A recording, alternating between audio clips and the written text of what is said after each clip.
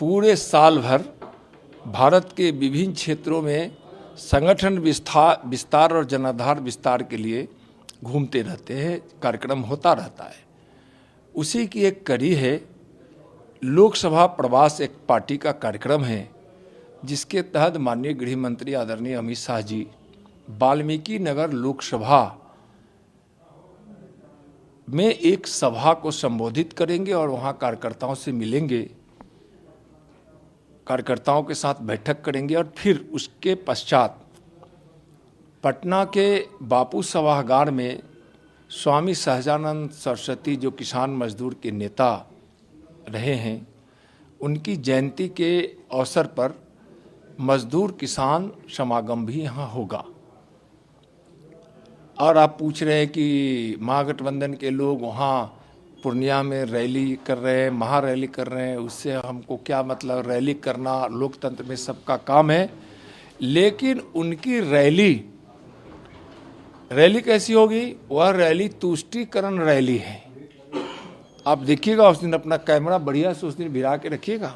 तुष्टीकरण की रैली होगी और वहाँ तुष्टीकरण की बात होगी, तुष्टीकरण को बढ़ावा मिलेगा, जो तुष्टीकरण विकास के लिए और राज्य के लिए भी हानिकारक है।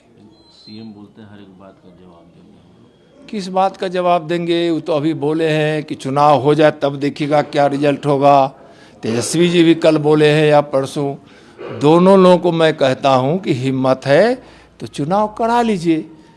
जब आपको जनता इतने समर्थन में तो चुनाव कराने के लिए रोका कौन है? हिम्मत है तो चुनाव करा लीजिए।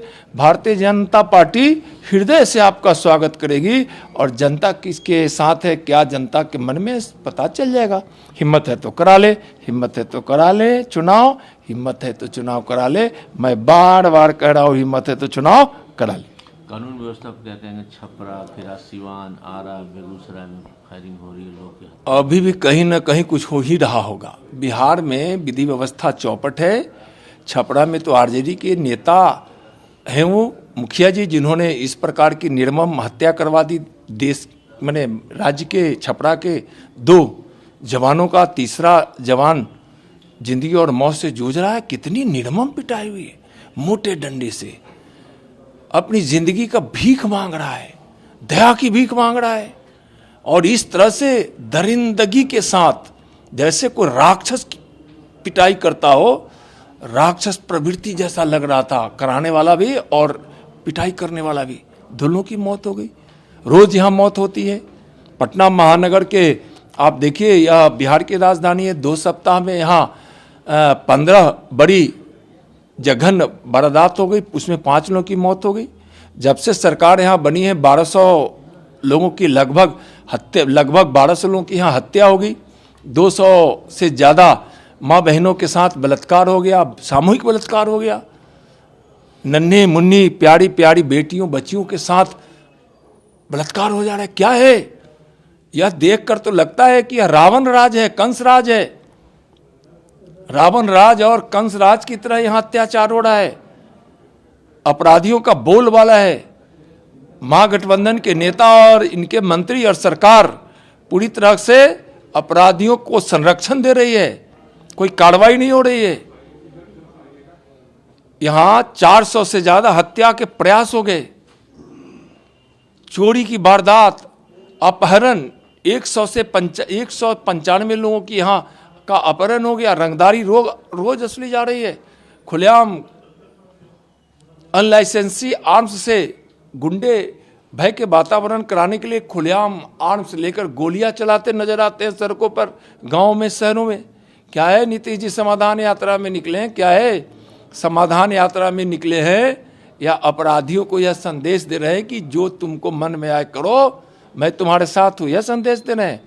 नीतीश जी खुद एक इतनी बड़ी समस्या बन गए हैं, तेजस्वी जी खुद इतनी बड़ी समस्या बन गए हैं कि समस्या का समाधान होता है, लेकिन समस्या जब कोई हो जाए तो समस्या कभी समाधान नहीं कर सकता है। ये लोग तो खुद समस्या बने हुए हैं, समाधान क्या करेंगे? मल्लिकार्जुन खड़गे ने बहुत गंभीर आरोप लगाए हैं कि अमित शाह जी और मोदी जी केवल तोड़ जोड़, हिंदू मुस्लिम विकास से कोई मतलब नहीं, और विकास की जो बात करता है उसकी बात दबा दी जाती है। मैं कांग्रेस के नेताओं से, खड़गे जी हों, राहुल जी हों, सोनिया जी हों, चाहे आरजेडी या अन्य नेताओं से मैं यह पूछना चाहता हूं, शौचालय आपने बनवाया है क्या? करोड़ों घरों में जो बिजली नहीं पहुंची थी, क्या आपने पहुंचाया है क्या? गांव की सड़कें आपने बनवाया है क्या? मनरेगा का मजदूरी मानदेय आपने बढ़ाया है क्या? मनरेगा का बजट आपने बढ़ाया है क्या? क्या आयुष्मान भारत के माध्यम से इलाज आप करवाए हैं क्या? प्रधानमंत्री आवास योजना के तहत आप कितनी राशि देते थे? आज प्रधानमंत्री जी जब प्रधानमंत्री आवास योजना के लिए आज 1.5 लाख की राशि देते हैं, शौचालय बनता है उसमें, रसोई घर होता है उसमें, अच्छा एक घर बन जाता है छोटा मोटा। आज किसानों के खाते में पैसा वो भिजवाते हैं क्या? क्या गरीबों को मुफ्त अनाज देने का काम कांग्रेस की सरकार की थी क्या? कोरोना काल में जो अतिरिक्त अनाज मिलता था, कोरोना काल को लगभग भारत ने पराजित कर दिया। तो हमने जो पीडीएस की दुकान से माननीय मोदी जी के नेतृत्व प्रेरणा में जो गरीबों की सरकार है और हमारे प्रधानमंत्री जी गरीब के मसीहा हैं, उन्होंने कोरोना काल को जब लगभग भारत ने पराजित कर लिया, तो पहले जो अनाज पैसे से मूल्य देकर मिलता था पीडीएस की दुकान में, वह अनाज अब गरीबों को मुफ्त में मिलेगा। इसी पिछले महीने से यह लागू हो गया, लोगों को मिलना शुरू हो गया। आज कांग्रेस यह की है क्या? कांग्रेस तो गरीबी मिटाओ का नारा देकर गरीबी बढ़ाया है, लेकिन आज विकास का काम माननीय प्रधानमंत्री जी किए हैं। गरीबों की जिंदगी में खुशियां आए, उसके बच्चे पढ़े, उनके घर में कोई बीमार पड़े तो इलाज हो, गांव की सड़कें बने, बच्चों को पढ़ने के लिए अच्छी अच्छी संस्थानें हो, अपनी मातृभाषा में लोग पढ़ सके, किसानों की आमदनी दुगनी हो, एमएसपी बढ़ाया गया, अलग से बिजली के माध्यम से सिंचाई की सुविधा दी गई। बहुत सारे उद्योग धंधे ऐसे लग रहे हैं जो किसानों के उत्पादन से उसका रॉ मटेरियल बनेगा, वह उत्पाद कृषि आधारित होगा। आज इस प्रकार से आप रेडी पटरी वालों को कौन व्यक्ति 0 इंटरेस्ट पर शून्य सूद दर पर कौन पैसा दे रहा है? रेडी पटरी वालों की जिंदगी क्या थी? रेल का इतना बड़ा इंफ्रास्ट्रक्चर बन रहा है, राष्ट्रीय मार्गों का बन रहा है, प्रधानमंत्री सड़क योजना से सड़कें बन रही, इससे क्या होता है? रोजगार प्राप्त होता है, रोजगार दिवस बढ़ते हैं। तो इस तरह से गरीबों के लिए काम करने वाली सरकार मोदी सरकार है। माननीय प्रधानमंत्री जी के नेतृत्व में भारत गरीबी को मिटा रहा है। गरीबी दर इस देश का इस 9 वर्षों में घटा है, कांग्रेस के समय लगातार बढ़ रहा था। तो इसलिए उनको बोलने दीजिए, उनके बोलने से कुछ नहीं है। सब लोग जानता है कि आज गरीब कल्याण के लिए कितना देश का बजट बड़ा बना है, किसानों के लिए कितना बना है, मजदूरों के लिए कितना बना है, स्वास्थ्य के सेक्टर में कितना बड़ा है, रक्षा के सेक्टर में कितना बड़ा है, इंफ्रास्ट्रक्चर के क्षेत्र में कितना बड़ा है, आत्मनिर्भर भारत बनाने के लिए कितनी बड़ी योजनाएं बनाई गई है। तो कहने वाले कह रहे, देख रही है जनता, इस देश के लोग देख रहे हैं, और भारत आत्मनिर्भर बन रहा है, विश्व गुरु की तरफ बढ़ रहा है। दुनिया भी आज देखती है कि भारत किस प्रकार से अपने सामर्थ्य को बढ़ा रहा है, और भारत का जो सामर्थ्य बढ़ रहा है, माननीय प्रधानमंत्री जी का जो दृष्टिकोण है, 1 वर्ल्ड 1 पीपल का जो उनका नारा है, वह दिखाई पड़ रहा है। अभी देखिए, ईश्वर नहीं करे वैसा कहीं भूकंप आए, लेकिन आया, तो किस प्रकार से माननीय प्रधानमंत्री जी के नेतृत्व में आज यहां से एनडीआरएफ गई, मेडिकल टीम गई, सेना की टुकड़ी गई, और कितना मदद के सामान गया, किस प्रकार से वहाँ के लोगों के साथ मिलकर यहाँ भारत की जो संस्थाएं जो गई है, सेना, एनडीआरएफ, डॉक्टर की टीम, या मदद के लिए बहुत सारी सामग्री गई है।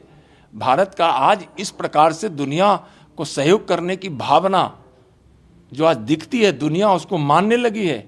इन लोगों को समझ में नहीं आएगा। लालू जी ठीक हो के आ रहे हैं भारत, ईश्वर करे ईश्वर से प्रार्थना है, जब भी लालू जी अस्वस्थ हुए तब मैं उनसे जरूर मिलने गया हूँ, एम्स में थे उसमें मिलने गया था। और ईश्वर करे उनको दीर्घायु बनाए, हमेशा स्वस्थ रखें। वह आ रहे हैं, यह खुशी की बात है, अच्छी बात है। अंतिम सवाल, जेडीयू में क्या चल रहा है मंत्री जी? वो उसको गाली दे रहे हैं, उसको गाली दे रहे हैं, लेकिन कार्रवाई किसी पे कोई नहीं कर रहा है, ये आरोप प्रत्यारोप जारी है। देखिए, यह जेडीयू का मामला है, हम उस पर बोल नहीं सकते हैं, लेकिन इतना जरूर है कि जेडीयू समाप्त हो चुकी है और आरजेडी के प्रति लोगों के मन में नफरत ही नफरत भरा है। इन लोगों का बिहार की धरती पर अब राजनीति समाप्त हो रहा है। अगर आएगा चुनाव, उसमें सुपड़ा साफ होगा। बीच में अगर वो चाहते हैं, उनको उतना विश्वास है, तो चुनाव करा ले।